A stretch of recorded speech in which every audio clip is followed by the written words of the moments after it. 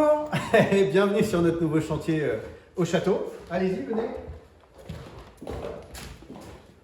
Alors là, vous êtes dans le petit théâtre du château. Je vous montrerai après, dans un second temps, pourquoi on l'appelle le petit théâtre.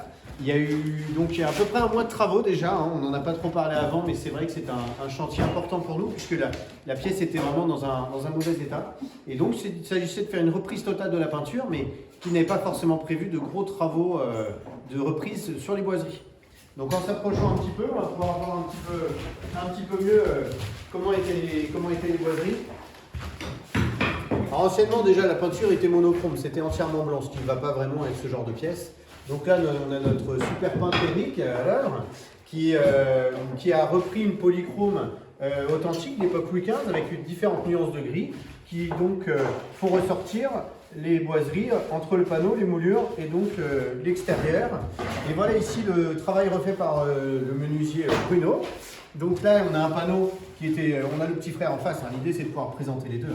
Donc anciennement on avait quelques reprises déjà très mal faites en contreplaqué, ce qui ne colle pas du tout avec le respect des traditions et du travail. Et surtout c'est que certaines boiseries d'origine étaient très malades. Donc l'extérieur ça ne se voyait pas trop, hein. Donc on a le blanc ancien.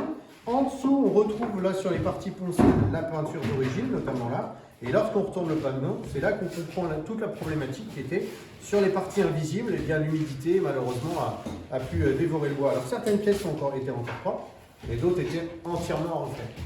Donc là, on a exactement le panneau qui venait ici.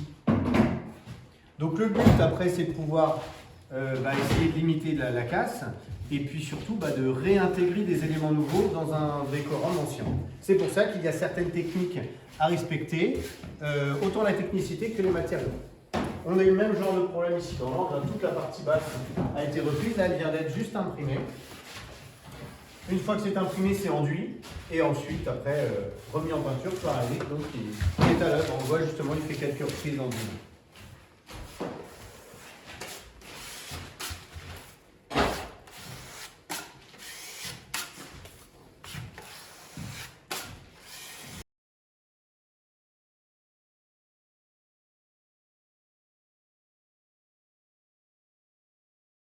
Le centre d'intérêt, souvent dans ce genre de salon, c'est souvent ce qu'on appelle le trumeau. La trumeau, c'est la partie décorée de boiserie qui se trouve au-dessus de la cheminée.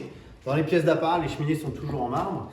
Et au-dessus, il y a donc cette pièce qui en général reçoit un miroir, une peinture en partie plus haute, mais avec de belles décorations sur les côtés, etc. Malheureusement, au château, il avait été volé dans les années 80, lors de différentes successions. Souvent, certaines personnes viennent se servir de manière plus ou moins intentionnelle. En tout cas, c'est du vol. Enfin, pour moi, c'est de la destruction de patrimoine. Donc là, depuis notre arrivée, on avait un beau contreplaqué qui était peint dans la couleur de la pièce. Et suite à la découverte d'un ancien trumeau du château, le menuisier va donc pouvoir le retailler et Eric le remettre en peinture et en dorure sur la fin du chantier, puisque toutes les décorations autour doivent être décorées à la feuille d'or.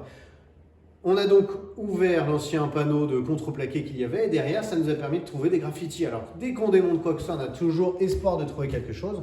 En tout cas, ici, on retrouve une très belle esquisse des corniches. Alors, on ne les voit pas, mais c'est celle qui se trouve juste derrière les bâches, qui encadre donc l'estrade du petit théâtre et des illustrations de voitures des années 30, hein, telles que là, une très belle traction. Alors, on pense plutôt au travail enfantin, notamment quand on voit la petite voiture de sport ici avec le petit chauffeur et sa petite capette au volant de son bolide.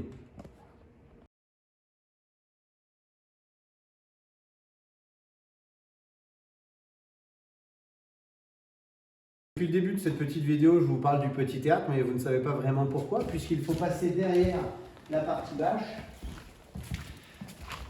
pour découvrir en fait le fond de scène.